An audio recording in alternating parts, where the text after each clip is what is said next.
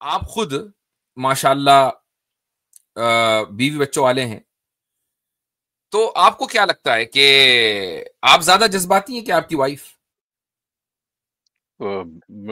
जज्बात से तो अगर कंट्रोल ना हो तो इंसान हो जाता है जज्बाती।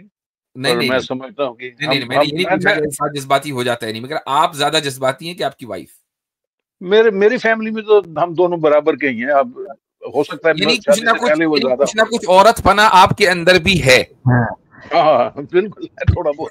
ठीक है ठीक है। हमारे साथ अबू शाकिर साहब है। मुफ्ती साहब सलाम। जी अबू शाकिर हाँ साहब। जी। मुफ्ती साहब, वैसे तो मैं जब जो चीजें आप ऑलरेडी डिस्कस कर चुके हैं मैं उस पर बात नहीं करता, पर मैं थोड़ा काउंटर नैरेटिव देना चाहता हूँ। एक गुफ्तगू जो आपने की थी तकरीबन 1.5-2 महीने पहले, ख्वातीन से जो मुसलमान थी उसको पहली दफा पता चला कि ऐसी हदीस है जिसमें ख्वातीन को आधी अकल वाली कहा गया है। उसमें आपने जिक्र किया, बाकी ये तो ठीक है कि आधी अकल वाली तो नहीं कहा गया औरतों को, लेकिन उसमें लिखा हुआ है नाकिस अकल। तो आपने इस पे तहरीफ करके उसको जज्बाती करके, तो उसकी बुनियाद पे आपने अपनी एक्सपीरियंस, जूरी का एक्सपीरियंस भी जज्बाती तौर पे पेश किया। और उसी उसी स्ट्रीम में आप अक्सर तो लिबरलिज्म के बारे में खिलाफ बोलते हैं, लेकिन उसी स्ट्रीम में इस्लाम को एक वोक इस्लाम की तरह भी प्रेजेंट किया उसे दिफा करने के लिए। तो मैं जानना चाहता हूँ कि ये तहरीफें क्यों होती हैं, जबकि मुफ्ती तारिक मसूद दो टोक अल्फाज में कहते हैं कि ख्वातीन जो हैं वो नाक़िज़ अक्ल होती हैं।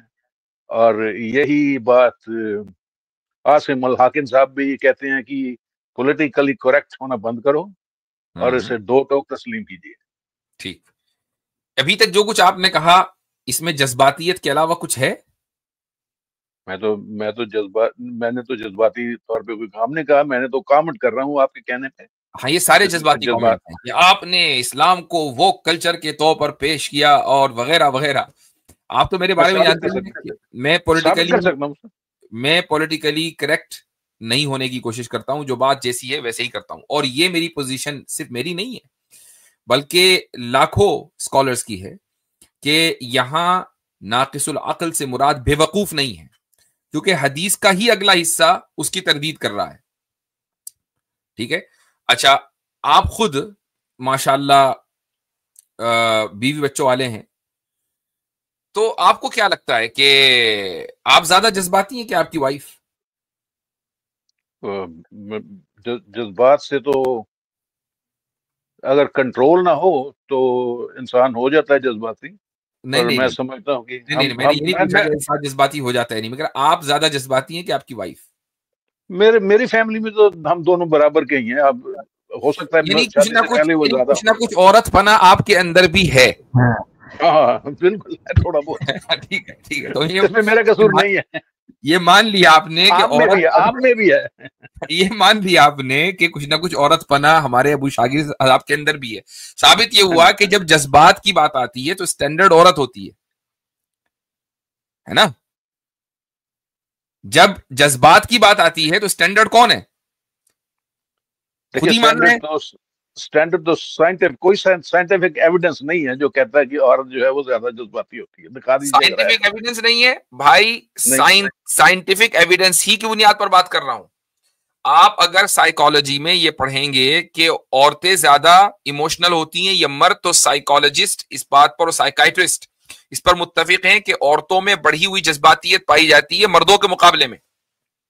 चले कोई बात नहीं, मैं अगली दफा आऊंगा तो आपको डाटा लेके आऊंगा कि आप गलत कह रहे हैं। वो आपका अगली दफा कभी होता नहीं है, लेकिन चलो इंतजार फिर कर लेंगे, कोई मसला नहीं है, हमारा तो काम ही है।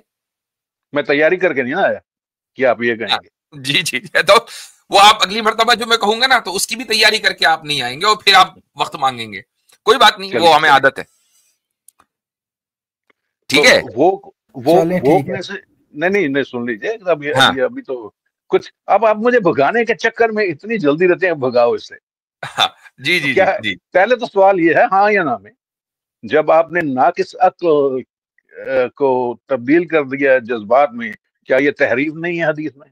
बिल्कुल नहीं, नहीं है तहरीफ। ओके, नहीं। तो दूसरा वो किस्म मैं इसलिए कह रहा हूँ कि उसी स्ट्रीम में आपकी टीम का मौकफ ये था कि जब औरत की सरकशी इतनी बढ़ जाए कि वो, अगर मेरी बीवी है, वो किसी के साथ बिस्तर में है, तो पहले मैं उसे समझाऊं, फिर दोबारा अगर फिर वो मैं उसे पकड़ लूं बिस्तर के साथ किसी और के साथ, तो फिर मैं 2-3 हफ्ते के लिए उसका बिस्तर अलग कर दूं।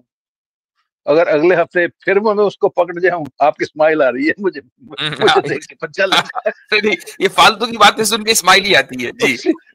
जब जब जब जब केसर साहब कह रहे थे, तब भी आपके मुंह में स्माइल आ रही थी, मैं देख रहा था।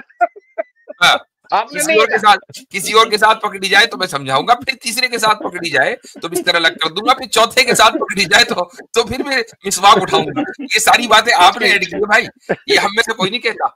नहीं, मैं जब तीसरी बार, चौथे के साथ नहीं, जब तीसरी बार फिर पकड़ी जाए, तो फिर जो है आपको इजाजत है उसको हल्का फुल्का मारने से।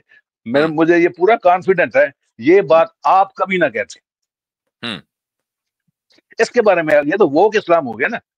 नहीं, मैं जो कहता हूं वो ये कि अगर एक औरत फाहिशा मुबैयना, ये लफ्ज इस्तेमाल हुआ है हदीस में कि फाहिशा मुबैयना क्या चीज है, यानी जिसको वाज़ेह तौर पर यह कहा जाए कि ये एक गैर अखलाकी अमल है, उसको हम एक एक्स्ट्रा मैरिटल अफेयर कह सकते हैं।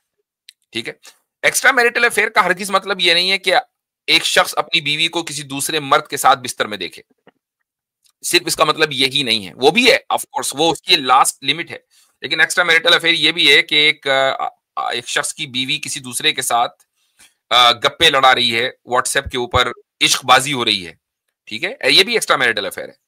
और by the way, on a side note, अभी तकरीबन 1 साल 1.5 साल पहले मेरे पास एक क्वेश्चन आया, लोग सवाल भी करते रहते हैं अपने जाती सवाल, फिक्की सवाल। तो एक शख्स ने मुझे कहा कि उसकी वाइफ किसी दूसरे मुल्क में है और उसको शक हुआ कि उसकी वाइफ किसी दूसरे के साथ, अच्छा वो ऐसे मुल्क में है कि जहां इश्कबाजी आसान नहीं है, बहुत ही ट्रेडिशनल माहौल है, तो उसको शक हुआ कि उसकी वाइफ किसी दूसरे के साथ, नौजवान के साथ इश्क कर रही है। तो किसी तरह उसने अपनी वाइफ का व्हाट्सएप हैक कर लिया देखने के लिए कि क्या हो रहा है। तो वो मैसेजेस जहां उसकी वाइफ को पहुंचते इसके पास भी आते, और इसको बिल्कुल यकीन हो गया कि वो कौन बंदा है, क्या है, लेकिन इसको ये भी पता है कि इनकी मुलाकात अभी तक नहीं हुई है। तो ऐसे भी वाकयात हो जाते हैं, तो ये एक्स्ट्रा मैरिटल अफेयर है। तो ऐसी सूरत में उसने मुझसे कहा कि मैं क्या करूं। मैंने कहा भाई सबसे पहले तो ये कि तुम अपनी वाइफ को तुमने वहां क्यों छोड़ा हुआ है भाई, दूसरे मुल्क में तुम उसको लेकर आओ अपने साथ रखो। जब तुम उसको छोड़े रहोगे तो इस तरह के वाकयात हो सकते हैं। तो उसने कहा कि मैं कन्फ्रंट भी करना चाहता हूं ताकि आइंदा ऐसा ना हो। तो मैंने कहा बिल्कुल कन्फ्रंट करो। कन्फ्रंट करने का मतलब ये तो नहीं है ना कि जाके उसको टॉर्चर करो। कन्फ्रंट करने का मतलब ये है कि अब उसको समझाओ सको कि I know what's going on. तो ये जो तरीका, ये कुरान की तालीम के मुताबिक है। स्टेज बाय स्टेज आप कुरान की तालीम के मुताबिक आगे बढ़ेंगे, और एक स्टेज ऐसा आएगा अगर वाइफ नहीं सुन रही तो आप सेपरेशन कर लें। ठीक है मुफ्ती साहब, अगली दफा जब मैं आया, अब मैं आपको बताऊं कि ये वो चीज होगी कि जिसको अदालत नहीं सुनेगी। मान लीजिए आप किसी कोर्ट में गए, इस्लामी अदालत में गए, नॉन मुस्लिम कोर्ट में नहीं, इस्लामी अदालत में गए, ये आदमी के जिसने अपनी बीवी के व्हाट्सएप मैसेजेस को देख लिया, एक्स्ट्रा मैरिटल अफेयर चल रहा है, मुलाकात नहीं हुई है, शौहर खुद कह रहा है, मैं अगर उसको मशवरा दूं कि आप इस्लामी अदालत में चले जाएं, तो काजी साहब क्या करेंगे? काजी साहब ये कहेंगे कि भाई मैं तुमको मशवरा दे सकता हूं कि तुम उसको छोड़ दो, लेकिन अगर कोर्ट में जो केस एडमिसिबल होगा वो होगा जिसमें तुम ये दावा कर रहे हो कि तुम्हारी बीवी के जिस्मानी ताल्लुकात हैं किसी दूसरे मर्द के साथ, तो अब लिआन का केस होगा, वरना केस ही एडमिसिबल नहीं है कोर्ट में। फिर ये तो अडल्ट्री वाले केस तो यहाँ सेक्युलर अदालतों में भी है ही नहीं। नहीं मैं ये कह रहा हूं, ये जो एक्स्ट्रा मैरिटल अफेयर का केस है, ये केस ही एडमिसिबल नहीं है, ये फैमिली कोर्ट ही डिसाइड करेगी, सोसाइटी डिसाइड करती है, घरेलू जिंदगी में इसका फैसला होता है कि करना क्या है। ये केसेस अदालत में नहीं जाते हैं, उसके ताल्लुक से इस्लाम ने हिदायत दी है कि क्या करना चाहिए क्या नहीं।